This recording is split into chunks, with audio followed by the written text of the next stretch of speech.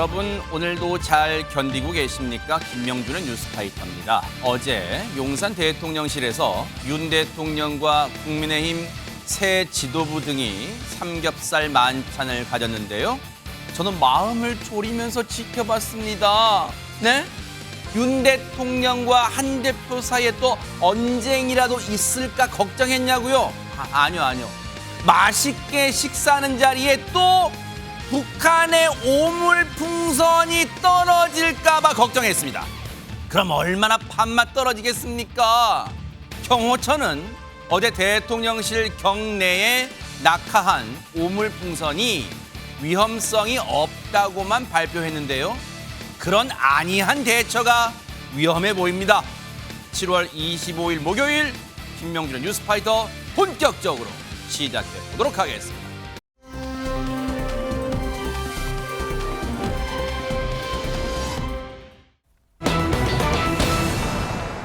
윤석열 대통령이 어제 용산 대통령실로 한동훈 대표 등 국민의힘 새 지도부를 다 초청해서 만찬, 저녁을 함께 했어요.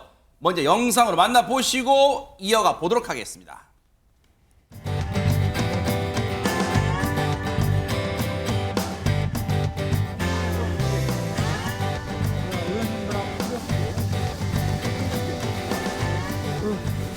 뭐 살이 더 빠졌어? 아니 우리 임 교수님도 좀 빠지신 거 같네? 예, 조금 빠졌어요. 그래, 수고 많았어요. 국민의힘! 화이팅! 박수 부탁드리겠습니다. 여기까지 올려주십시오. 그렇습니다. 나도 공산회담하는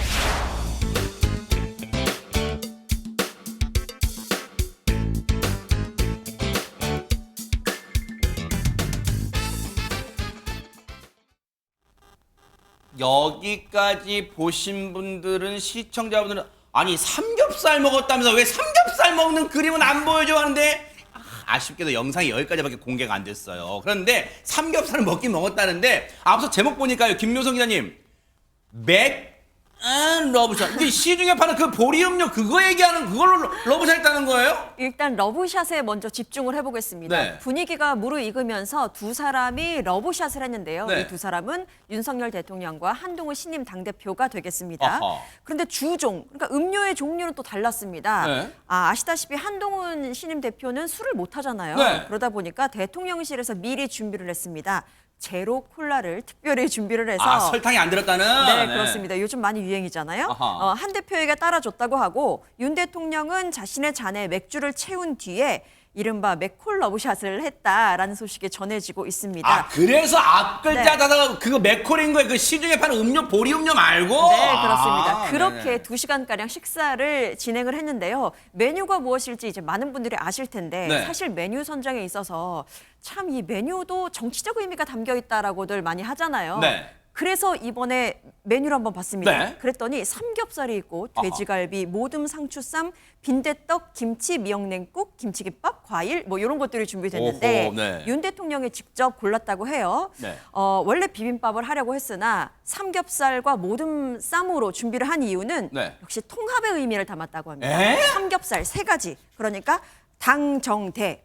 통합의 의미를 담았고 네. 모듬쌈 같은 경우에는요. 모두가 모여서 이제 화합을 하자. 모든 서름과 모든 그 험한 이슈들 다 이제 좀 접어두고 네. 이제 다시 한번 화합을 해보자라는 의미로 이렇게 정했다고 합니다. 네. 그리고 복장도요. 네. 보시다시피 격이 없이 대화하자라는 취지에 따라서 노타이, 그러니까 넥타이 없이 정장 차림으로 이렇게 모였다고 합니다. 야, 대박 사건이네요. 화합의 의미로 비빔밥 같은 걸 먹는 건 많이 봤는데 당정대 세 주체가 합친다고 삼겹살? 그럼 오겹살이면 주체가 어디까지 갈지도 궁금한데 좀 쓸데없는 궁금증 해봤어요. 근데 어쨌든 메뉴는 알겠고요. 허준 변호사님 그러면 만나서 무슨 얘기가 오갔을까도 궁금하잖아요, 지금. 굉장히 화기애애한 분위기였다고 어허. 하고요. 참석자들뿐만 아니라 윤 대통령도 화합을 굉장히 강조하는 모양새였습니다. 그래요? 사실 그동안 이 선거 전이 자포결차라고 불릴 정도로 굉장히 강력하게 서로 비판하는 그런 목소리들이 그랬었죠. 나왔었잖아요. 네. 그래서 윤석열 대통령이 당 대표를 외롭게 두지 말라고 했어요. 어려운 일 있을 때마다 다 같이 도와줘야 된다라고 거듭해서 당부도 했고요. 야. 앞으로 하나가 돼서 한 대표 잘 도와달라라고 하면서 네. 특히 당내 선거는 선거 끝나면 다 잊어버려야 된다. 네. 앞으로 어떻게 하면 잘할까 그것만 생각하자라고 주문을 했다고 하고요. 한동훈 대표도 윤석열 정부의 성공과 정권 재창출 위해서 노력하겠다라고 얘기를 했고 추경호 원내대표도 민주당 입법 폭주에 맞서서 똘똘 뭉치자라고 하면서 당정 화합을 재강조했습니다. 네. 그리고 이날 신임 지도부들도 같이 자리를 했는데요. 네. 공지라고 생각하고 대통령실 수석들과 바로바로 소통하라라는 얘기도 있었고 네. 한동훈 대표에게 리더십 잘 발휘해서 당 잘 이끌어달라고 얘기를 했고 네. 또 굉장히 눈길을 끌었던 게 이 선거에서 경쟁했던 후보들 낙마한 사람들도 여기 다 같이 자리를 하고 그러네요, 있었거든요. 진짜. 네. 다 소통과 화합을 강조하는 발언들을 했습니다. 네. 나경원 의원이 이제는 모두 우리 윤석열 대통령의 수석 대변인이 돼야 된다 이런 발언도 했다고 하고요. 네. 윤상현 의원도 결국에는 정부가 성공하는 것이 윤 대통령이 성공하는 것이 당과 모두의 성공이다.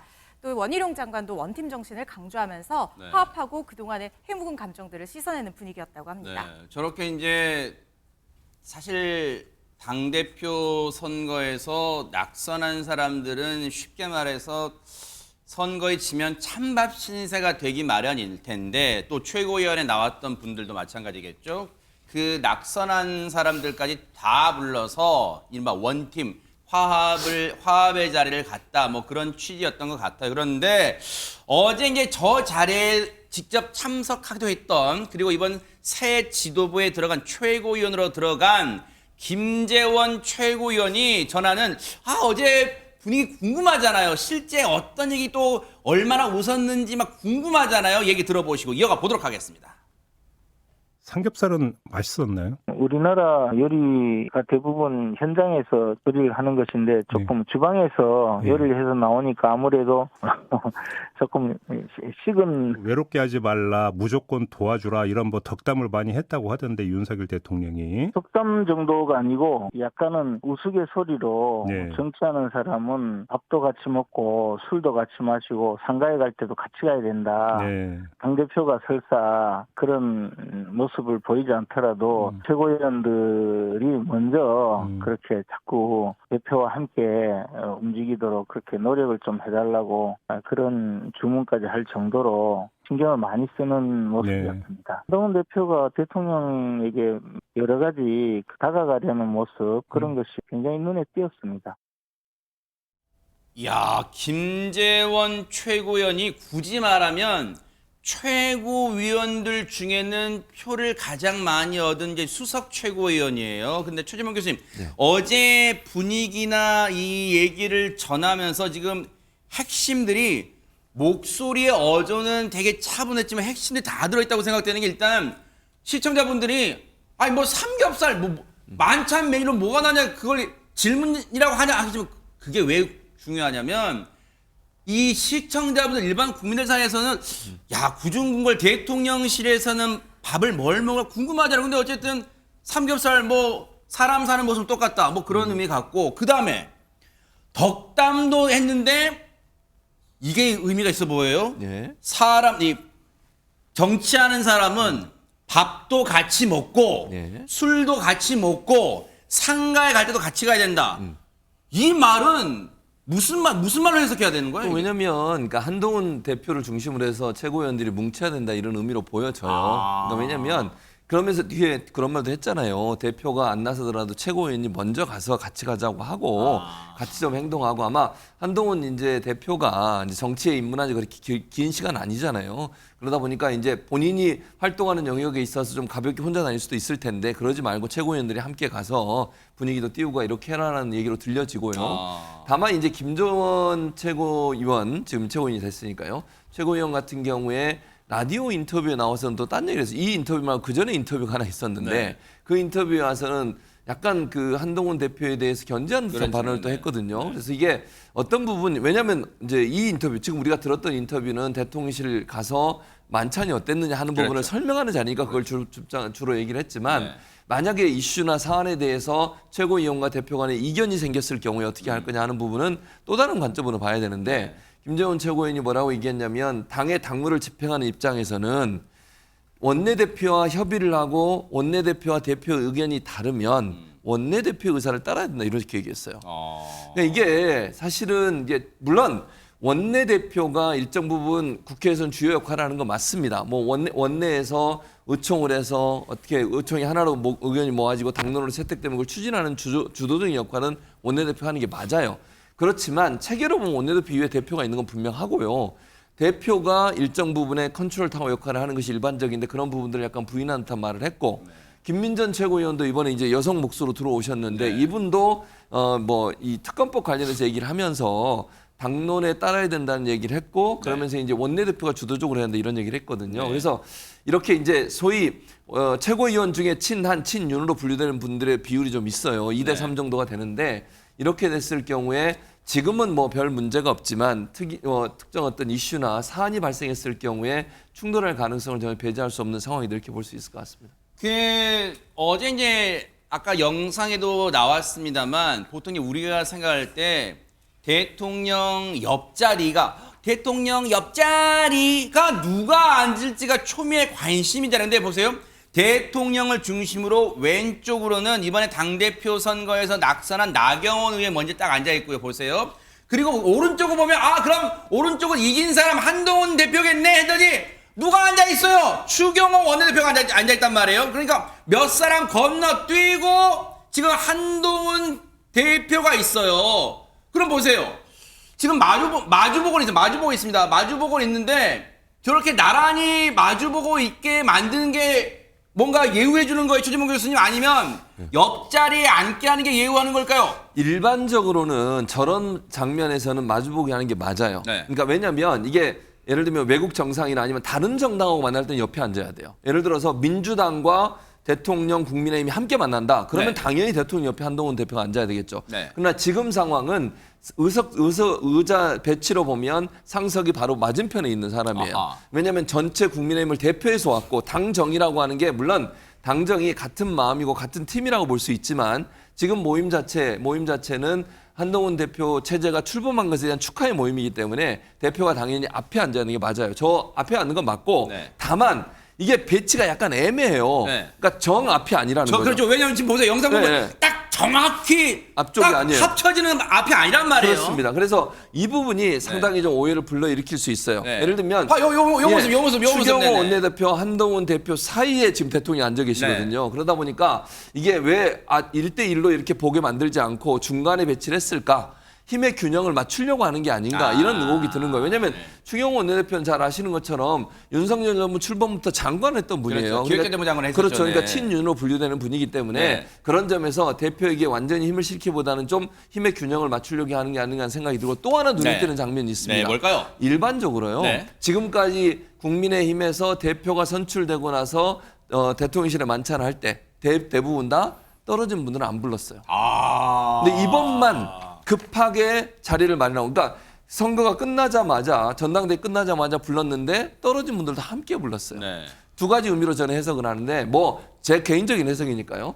한동훈 대표와 윤석열 대통령이 이렇게 두 분이 만나는 것에 대한 부담감이 좀 있을 수 있다는 얘기를 하고 싶고 두 번째는 옆에 떨어진 분들이라고 하는 분들 나경원 지금 의원이 옆에 앉아 계시잖아요. 원희룡 전 장관도 옆에 앉아 있고 그런 부분으로 본다고 하면 이분들이 어쨌든 친윤계로 분리되고 열심히 뛰었긴 했는데 결국 이제 낙마를 했습니다만 그런 점에서 본다고 하면 이분들에게도 힘을 실어주려는 의도가 있지 않았나 이런 점도 예전에 그 전당대회 끝나고 만찬과 대통령실의 만찬과는 약간 차이가 있는 부분이라는 생각이 듭니다. 자, 요게 어제 있었던 용산 대통령실에서 있었던 한동훈 대표와 새 지도부를 초청한 만찬이었잖아요. 그런데 오늘 공개가 된 또 하나의 만찬 사진에 눈길이 간다면서요. 김효성 기자님 어떤 만찬입니까? 네, 전당대회 당일로 한번 가보겠습니다. 한동훈 신임 당대표가 당대표로 선출된 직후의 일인데요. 7월 23일 화요일. 네, 그렇습니다. 서울 영등포의 한 보쌈집에 이렇게 만찬을 하는 모습이 언론 카메라에 포착이 된 건데요. 어허. 지금 가운데 한동훈 신임 당대표 보이시죠? 이곳에 모인 사람들 굉장히 많이 모여 있는 것 같은데 네. 누가 모였는지 한번 읊어드리겠습니다. 아하. 최고위원에 선출된 장동혁, 진종호 의원, 삼선의 송석준 의원, 재선의 김형동, 박정아, 배현진, 서범수 의원, 초선의 김소희, 김희상, 정성국 등 의원 등 이렇게 30여 명이 모였습니다. 이분들의 공통점이 무엇일까요? 바로 친한이라고 읊을 수 있겠죠. 아하. 그렇습니다. 한동훈 비대위 체제에서 사무총장 수석 대변인 비서실장을 맡았던 분도 계시고 또 이번에 전당대회 국면에서는 새롭게 친한 진영에 합류한 분들도 예를 들면 배현진 의원 같은 경우 네. 이렇게 모습을 확인할 수 있습니다. 그리고 진종호 의원 같은 경우에는 지난 총선 국면에서 한동훈 위원장이 직접 영입한 인사로 꼽히고 있죠. 아무래도 62%가 넘는 압도적인 지지를 받으면서 당대표에 선출되었기 때문에 그냥 넘길 수 없었나 봅니다. 네. 그러니까 친한 의원들이 한데 모여서 만찬을 하는 모습이 포착이 됐습니다.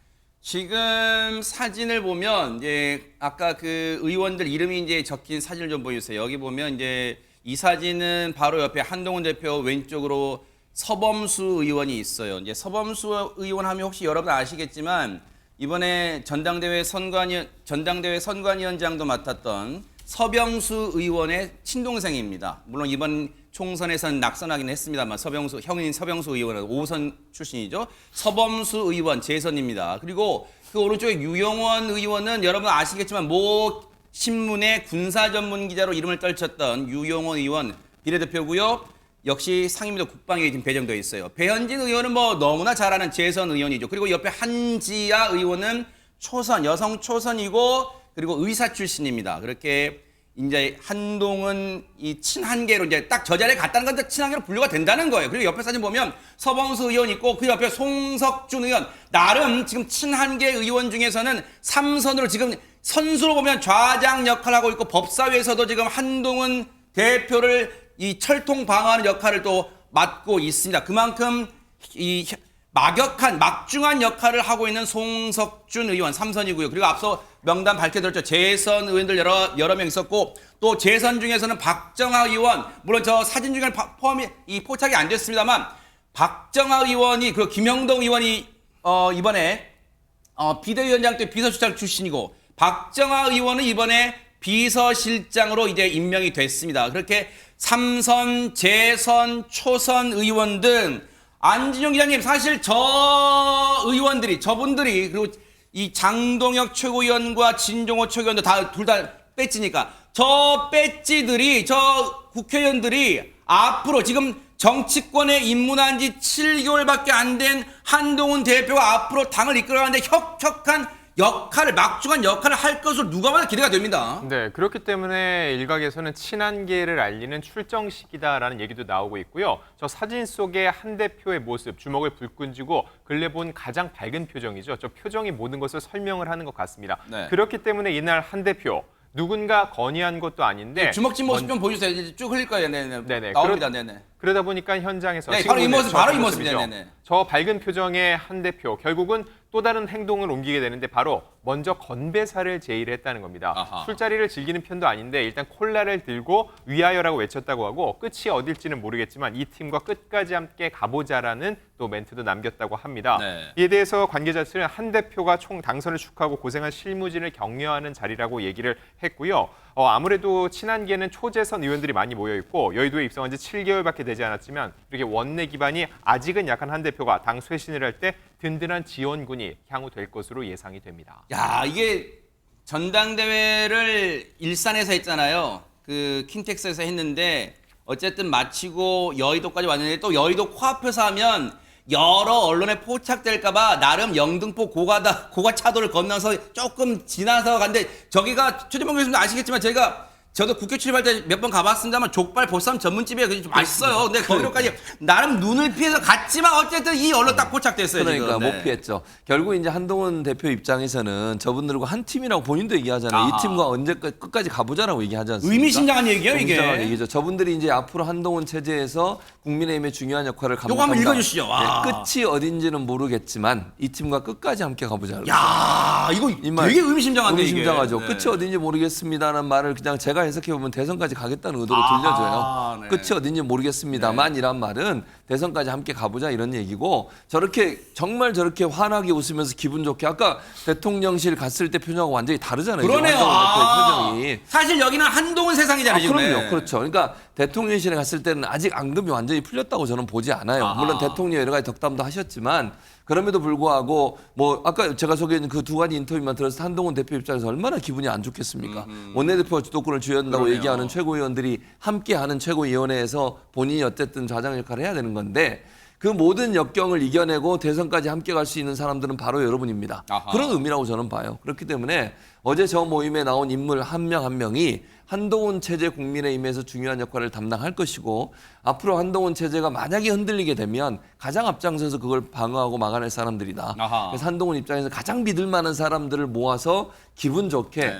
어떤 승리에 대한 만끽을 한 자리가 아니었나 이렇게 생각이 됩니다. 바로 이 장면도 그런 걸 딱 보여줘요. 어디선가 아마 축하한다는 전화가 걸려왔겠죠. 그렇죠. 한동훈 대표가 밝게 또 전화하는 모습인데 최명기 원장님 사실은 저 자리에 이제 같이 갔던 의원들이 사실 이 언론이 멀리서 망원렌즈로 찍고 있는지를 알았을지 몰랐을지 모르겠지만 어쨌든 저 사진에 찍혔다는 것은 앞으로 이제 나는 한동훈 계다라고 뭐 보증수표 같은 게 되겠어요, 사진이. 맞습니다. 저게 이제 시작이 되는 거고 그런 다음에 지금의 입장에서는 저분들도 결국 저기에 가게 되면은 다른 쪽이 아니게 되는 거거든요. 아하. 그렇기 때문에 본인의 입장에서는 아주 분명한 선택을 한 거고 이제 각자는 그 분명한 선택에 대한 대가를 갖다 책임도 이제 져야겠죠, 네. 책임을 지게 되고 그게 좋은 결과가 될지 네. 아니면은 힘든 결과가 될지는 이제 앞으로의 정치가 결정해 주겠지요. 어쨌든 다시 말씀드리지만 이 의원들은 장동혁 최고위원, 진종호 최고위원 이 두 사람 다 배지입니다.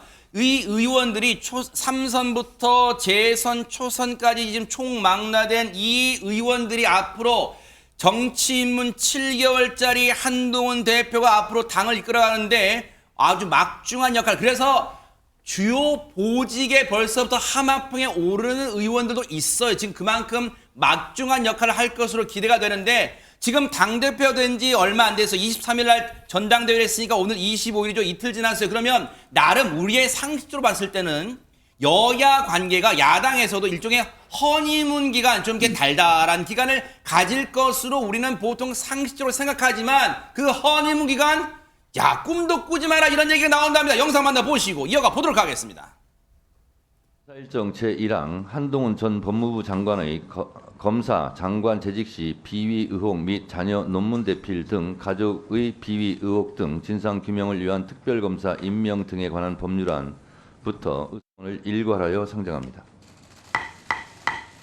위원장님을 존경하고픈 위원장님이라고 말씀을 드렸어요. 예, 존경받아야 될 우리 정청래 위원장님께 간곡히 제가 다시 한번 말씀드립니다. 그 우리 국민의힘 당대표 선출이 된 게 어제 아닙니까? 그래 어제 선출되셨는데 오늘 첫날 정말 여당 당대표에 대한 특검법을 1호 안으로 올리는 그 법사위가 정상입니까? 어제 전당대회에서 당대표 선출했는데 축하 인사를 이런 방식으로 하는지 묻고 싶습니다. 지금 송석준 의원 앞서 만찬, 그 전당대회 당일날 만찬에도 있었던 삼선의 송석준 의원이 그렇게 법사위에서 지금 정청래 법사위원장의 격앙된 목소리로 항의하고 따져 물었어요. 지금 전날 통과된 법안이 대체 뭐길래 저런가요? 허준 변호사님 설명 좀 해주세요. 네, 크게 두 가지가 있는데요. 하나는 한동훈 특검법과 하나는 김건희 특검법입니다.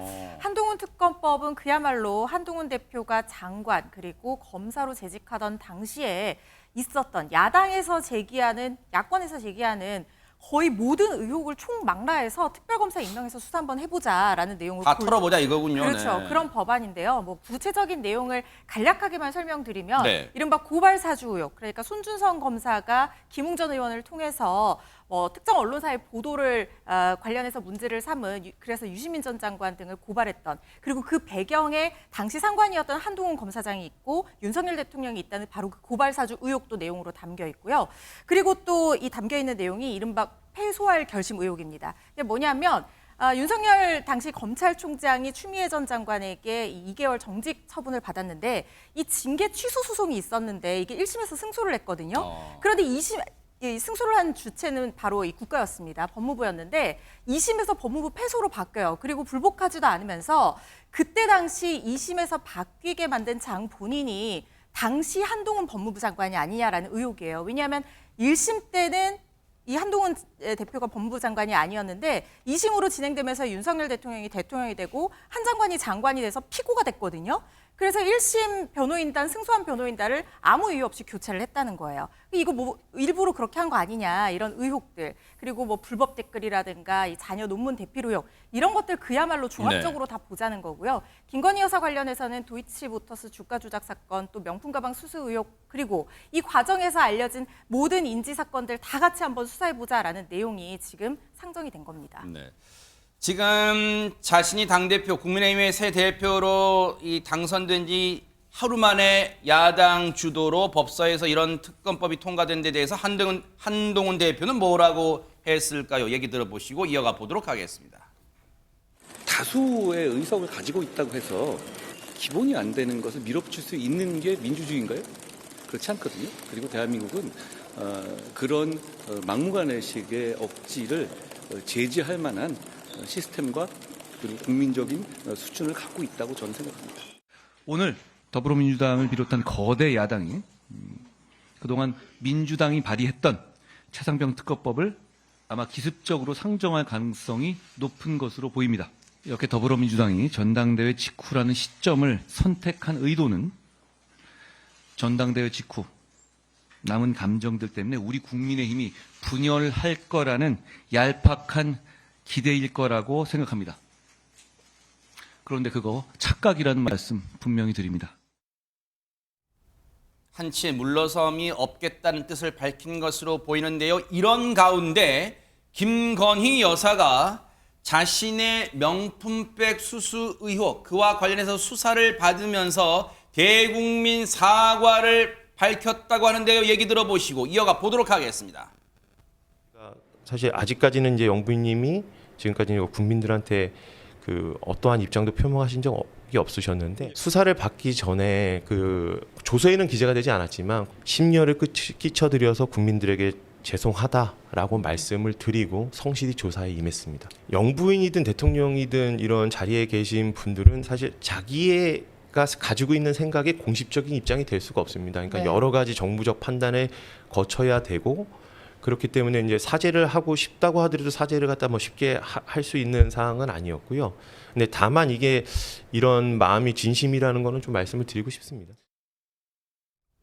국민께 심려를 끼쳐 죄송하다는 그 사과는 진심이었다, 이렇게 말을 했어요, 변호인이. 그러면 우리가 지금 궁금해하고 또 지금 정치적 쟁점, 이 여당 내에서도 뭔가, 그리고 검찰 내에서도 지금 내홍이 일고 있는 부분이 뭐냐? 제3의 장소로 검찰의 인바 출장 조사를 간 것을 놓고, 그럼 이 부분에 대해서는 어떻게 얘기를 했을까요? 관련 얘기 좀 들어보시고 이어가 보도록 하겠습니다. 혐의 입증할 수 있는 증거가 불충분한 경우에는 거의 대부분 서면 조사 정도로 하는 것이 거의 간행입니다.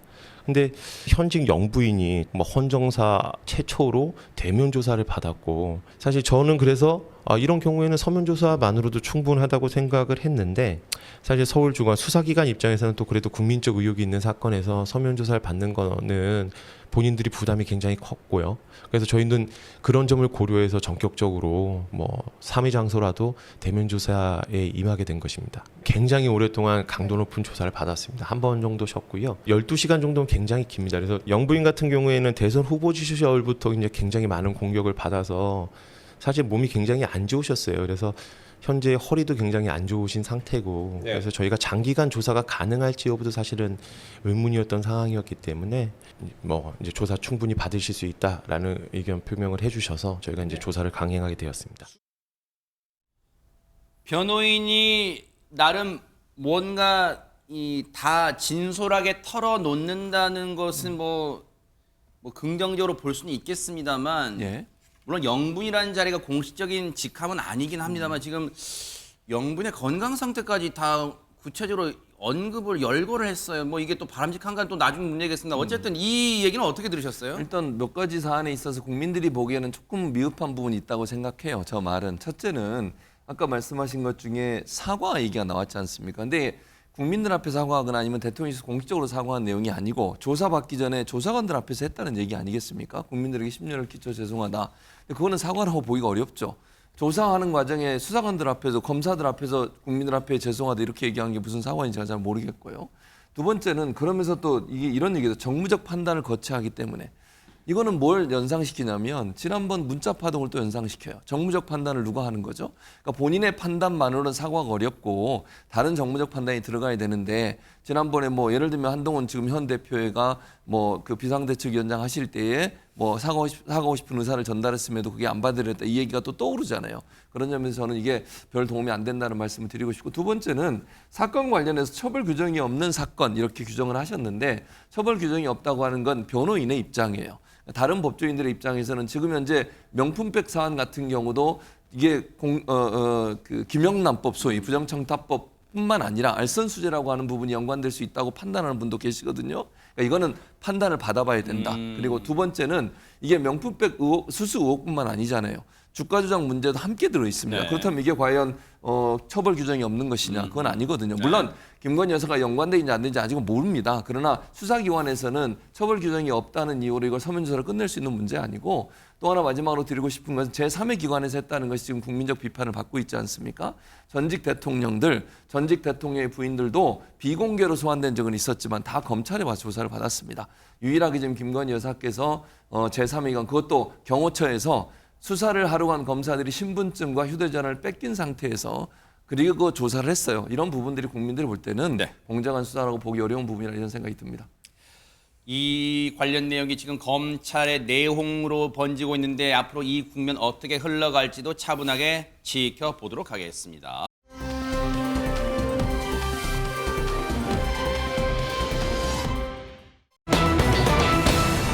세상에 지난 15일이었습니다. 그때가 초복이었어요. 그때 발생했던 경북 봉화에서 발생했던 농약 음독 사건. 그런데 오늘이 중복인데도 세상에 아직까지 이 사건이 오리무중이라면서요. 김묘성 기자님. 네, 그렇습니다. 하지만 경찰이 정말 광범위하게 열심히 조사 중인 것으로 그렇게 보입니다. 일단 수치만 봐도 그러한데요.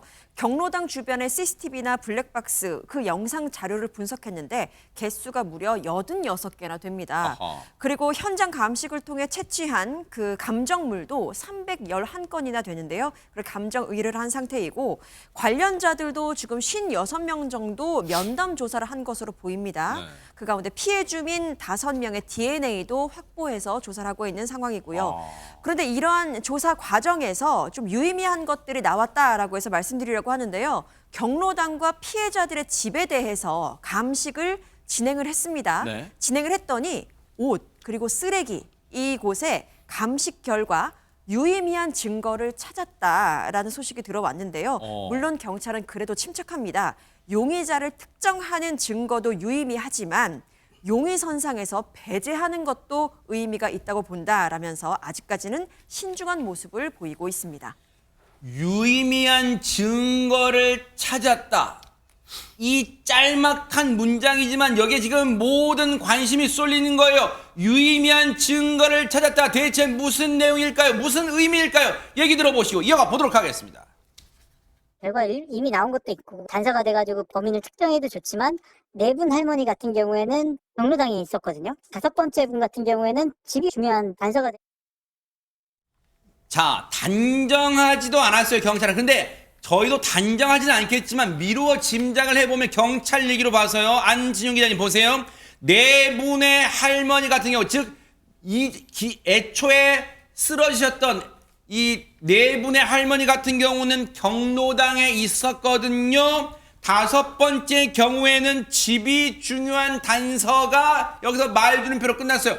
이 말인즉슨 무슨 의미로 해석을 미루어 짐작을 해볼 수 있을까요? 자, 일단은 시차가 중요합니다. 사건이 맨 처음 발생된 게 지난 15일인데 그때 3명이 농약 중독 증세를 보이면서 쓰러졌고 다음 날 1명이 추가로 농약 중독 증세를 보였습니다. 그런데 이 마지막 80대 여성 같은 경우는 사흘이 지난 18일 날 농약 중독 증세를 보였다는 거죠. 일단 노인 일자리 사업에 갔다가 집에 들르기까지 합니다. 근데 몸에 이상을 느껴서 그때 병원에 갔더니 이렇게 농약 중독 증세를 보여서 입원을 하게 됐다는 거죠. 전문가에 따르면 농약 음독 같은 경우는 대부분 즉각적으로 반응이 일어난다고 합니다. 근데 이 80대 여성 다른 4명과 달리 추후에 농약 중독 반응을 보였다는 거죠. 그렇기 때문에 경찰은 그동안 수사했던 것과는 또 다른 어떤 농약 투입 경로가 있을 수 있다는 추정을 하고 있다는 겁니다.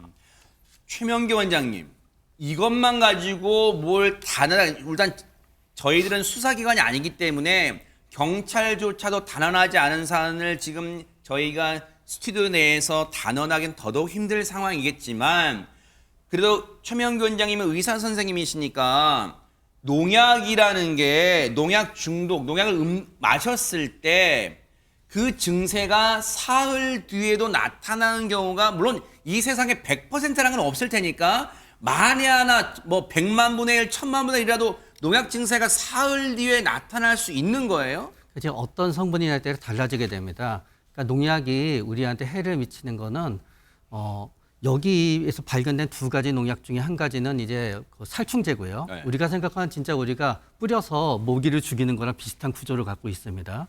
또 하나는 뭔가 하면 토양에 있는 벌레를 죽이게 되는 건데 그거 역시 신경에 영향을 미칩니다. 그래서 한 가지는 신경에서 근육에 전달하는 어떤 신호가 가지 않게 차단을 해버리는 거고요. 또 한 가지는 신경이 너무 흥분해갖고 제 역할을 못하게 되는 거예요. 그렇기 때문에 신경독이라고 하는 거는 보통 증세가 나타날 수 있는 용량을 갖다 섭취하게 되면은 어느 정도 바로 나타나게 되는 경향이 있고요. 그러나 우리가 농약으로 쓰이게 되는 일부의 물질들은 먹은 다음에 서서히 간이라든가 하게 되는 내부 장기를 갖다 손상시키는 경우에는 천천히 나타나는 게 가능하긴 할 수 있습니다. 그러나 여기에서 발견된 약제는 신경독이었기 때문에 비슷한 용량의 비슷한 농도의 신경독을 갖다 비슷한 신체 조건의 사람이 섭취했다 그러면은 비슷한 시기에 증상이 나타나는 게 맞지 않나라는 생각을 해보게 됩니다. 그렇네요. 물론 이것도 이제 전문가시지만 어쨌든 그런 이 의견을 조심스럽게 피력하신 거예요. 밝히신 거예요. 최명기 원장님 아직 단언할 수는 없어요. 수사기관도 단언하지 않았기 때문에. 그런데 이 사건을 찬찬히 우리가 복기를 해보면 허준 변호사님 애초에 이 사건이 발생했을 때 모든 관심은 40명 정도의 경로당 어르신이 오리고기를 초복날 드셨다. 그럼 오리고기였나 했는데 그 오리고기는 지금 용인선상에 배제된 것 같고 그 다음으로 옮겨난 게 커피? 경로당에서 들렸던 커피? 거기에 쏠렸잖아요. 그러면 지금 커피 쪽에는 지금 혹시 용인선상에서 배제된 거예요? 어떻게 된 겁니까 지금? 일단 지금 경찰은요. 피해 주민 5명 중 4명이 공통적으로 마신 음식인 이 커피에 굉장히 주력을 지금 집중을 하고 있는 상황입니다.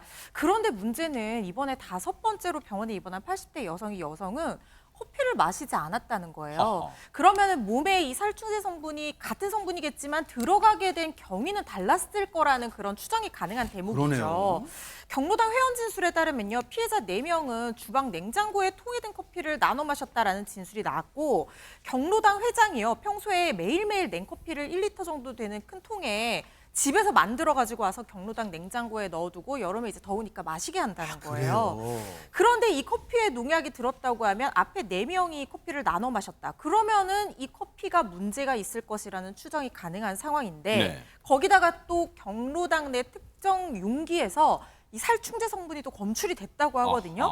그러면은 이 용기를 타고 커피에 들어가게 된 것인지 이들이 지금 공통적으로 마신 커피가 정확하게 어떤 커피인지 그 회장이 가져온 커피인지 아니면 외부에서 가져온 건지 아니면 일회용 믹스 커피인지 이런 부분까지 확인이 돼야 된다는 말인 거죠. 그런데 그렇다고 하면 지금 5번째 피해자는 물음표가 찍히게 되는 거죠. 그러네요. 이분은 커피도 마시지 않았고 동선이 겹치지 않는 부분이 있고 증상 발현도 훨씬 더 시간이 지난 뒤에야 일어난 거잖아요. 그런데 앞서 경찰이 뭐라고 말했냐면 5번째 피해자 같은 경우에는 집이 중요한 단서다라고 얘기를 했어요. 그러니까 제2의 음독 경로가 있고 그게 가정 내에서 이루어졌을 거라고 경찰이 지금 보고 있다는 추정이 가능한 대목이라는 생각이 들고요. 바로 그 음독 경로를 역추적하다 보면은 공통되는 용의자가 나올 거라는 생각이 듭니다. 그래서 얘기를 종합해 보니까 유의미한 증거를 찾았다고 그래서 경찰이 말한 것 같은데 하지만 단언하기는 역시 일러요. 지금 경찰도 신중한 모습이에요. 그렇다면 이 사건 왜냐하면 앞서 저희가 누차 말씀드리지만 지금 이 사건으로 지금 그 조용했던 농촌말 지금 쑥대밭이 됐을 거 아니에요. 지금 민심이 흉흉할 거 아니에요. 네, 당연하죠. 말씀하신 그대로인데 5분이 지금 다쳤습니다. 치료를 받고 있는 상황이고요. 결국은 실마리는 누구로부터 찾아야 되나? 이 5분으로부터 찾아야 돼요. 왜냐하면 이분들이 직접 뭘 먹었는지, 어디를 갔는지, 어떤 걸 섭취를 했는지 이걸 분석해 보면 나오지 않겠어요? 네. 근데 다행히 지금 5분 중에 3분은 건강이 호전돼서 일반 병실로 옮겼고 그 중에 한 분은 오늘 퇴원까지 하셨어요. 아이고 천만다행이네. 네, 천만다행이고 다만 네. 2분 심정지 상태에서 병원에 옮겨진 분은 아직도 의식불명이고요. 아이고. 또 한 분 5번째 이분도 아직 5번째 피해자 있잖아요. 네. 이분도 아직 의식불명이에요. 세상에. 그래서 지금 경찰은 가족들과 논의를 하면서 지금 퇴원하신 분 또 일반 병실로 옮기신 분들 중에 건강이 좀 회복되시면 직접 조사를 하려고 합니다. 아직까지 조사는 안 이루어지고 있는데 그래서 실제 이분들의 동선 파악이 중요하고 어떤 음식들을 드셨는지도 중요하고 증상이 어떤지도 중요하기 때문에 결국은 키는 이 피해를 당하신 분들이 어떤 경로를 통해서 어떤 음식들을 섭취했고 어디서부터 증상이 나타나는지를 종합적으로 판단해서 결과가 나올 것 같기 때문에 아직은 성급하게 판단할 사항은 아니라고 보여지고요. 다만 경찰은 빠른 시간 안에 가능한 한 빠른 시간 안에 이분들을 조사를 해서 이분들의 조사 내용을 근거로 해서 진실에 가까이 가는 즉 누가 이 범행을 저지른지를 찾아내는 데 집중할 것으로 보여집니다. 그러니까요. 정말로 이건 신중에 신중을 거듭해야 될 거라고 보여집니다. 이 사건 뉴스파이터도 차분하게 이 사건 계속해서 따라붙어 보도록 하겠습니다.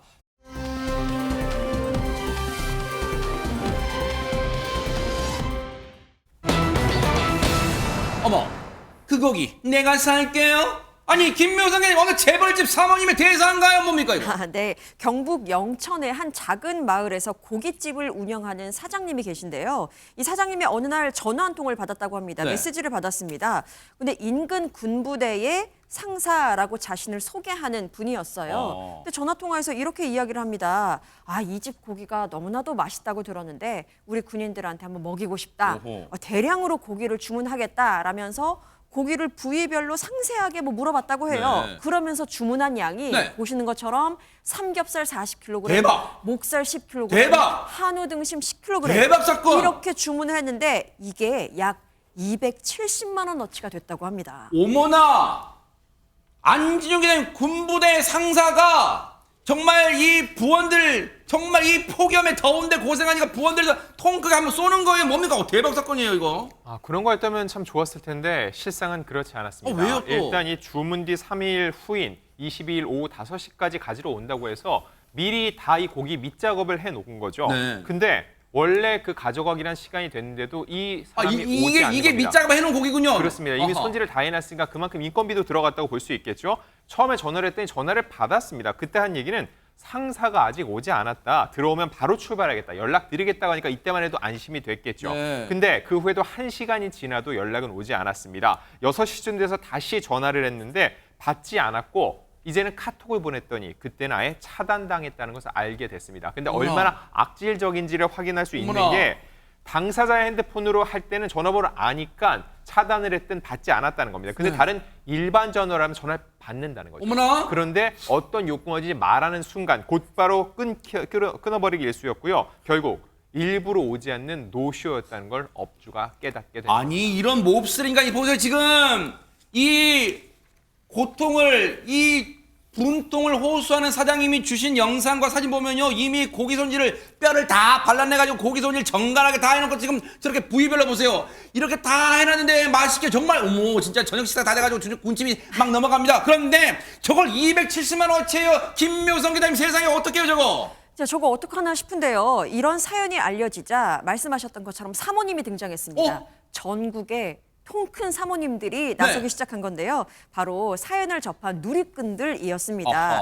누리꾼들의 반응이 이랬습니다. 주문을 받아주세요. 제가 그 고기 사겠습니다. 라고 하기도 하고 제가 고기 마니아인데요. 저도 구입하고 싶습니다. 어머나. 보탬이 되고 싶습니다. 고기도 먹고 싶고요. 저는 1년에 360일 고기를 먹습니다. 라면서 아주 능동적으로 내가 그 고기를 사겠다 나선 분들이 있는데요. 이 사장님이 보시기에는 정말 일면식도 없는 분들이 어머나. 도우미의 손길을 내미시면서 너무나도 감동했다라고 합니다. 세상에 실시간으로 최재봉 교수님 네. 그 고기 내가 살게요. 내가 살게 막 올라왔나 봐요 세상에. 그러니까요. 이분이 얼마나 암담했겠어요. 처음 저 일이 발생했을 때 노쇼가 돼가지고 270만 원어치나 되는 어머나, 고기를 세상에. 안 그러면 이제 상하고 버려야 되는 네. 상황이잖아요. 본인도 다른 데서 납품받아서 팔 텐데 눈이 캄캄했었죠. 근데 이분이 온라인에 잠깐 구매창을 열어서 이걸 공개를 한 거예요. 노쇼 고기가 있는데 구매할 분 찾습니다 했더니 세상에. 7분 만에 어머나. 완판이 됐습니다. 7분 만에. 대박 사건! 그래서 이분이 너무 감사해서 하루 만에 완판됐고 뭐라고 얘기했냐면 전부 품절됐습니다는 글까지 올렸어요. 어머나. 저와 일면식조차 없는 분들께 많은 도움을 어머나, 받았고 세상에. 은혜를 어찌 갚아야 할지 모르겠다고 얘기했고요. 이 급한 일 다 정리되고 나면 지금 저 어머, 예. 포장해서 보내려고 포장한 아니, 거예요. 배달 보낼 거군요. 작성할 거. 아. 그리고 나서 마지막에 뭐라고 했냐면 급한 일 다 처리하고 나중에 삼겹살 이벤트 한 번 할 테니까 야. 다시 오세요. 라고 글을 올렸습니다. 얼마나 세상에 정말로 하루 만에요.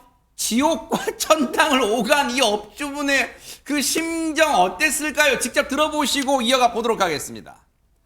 하니까 지금 상관이 안 왔다고 들어오시면 바로 출발하겠다고 아이스박스에 좀 넣어달라 가서 뭐 현금 결제를 하겠다 이렇게 이야기까지 다 했었거든요. 근데 1시간이 지나도 사람이 연락이 안 되는 거예요. 그래가지고 뭔가 좀 이상해가지고 전화를 했는데 전화도 안 받고 톡도 다 차단이 돼 있었고요. 그렇게 해서 나타나더라고요. 저 한 반나절 걸려가지고 고기는 다 작업을 해놨는데 엄마가 많이 속상해하시고 저는 황당하더라고요. 처음에는 깝깝했어요. 이걸 어떻게 처분을 해야 되는지. 저랑 평소에 뭐 이야기를 하셨던 분들도 아니고 정말 일면일식도 없으신 분들이 막 한 팩, 두 팩, 뭐 세 팩, 뭐 이런 식으로 다 나눠서 사주신 거니까 너무 빨리 물건이 다 나가버려가지고 저는 되게 감사하죠. 그냥 자기 일처럼 나서서 이렇게 도와주셔가지고 정말 그냥 너무 감사하다는 말씀밖에 못 드리겠어요.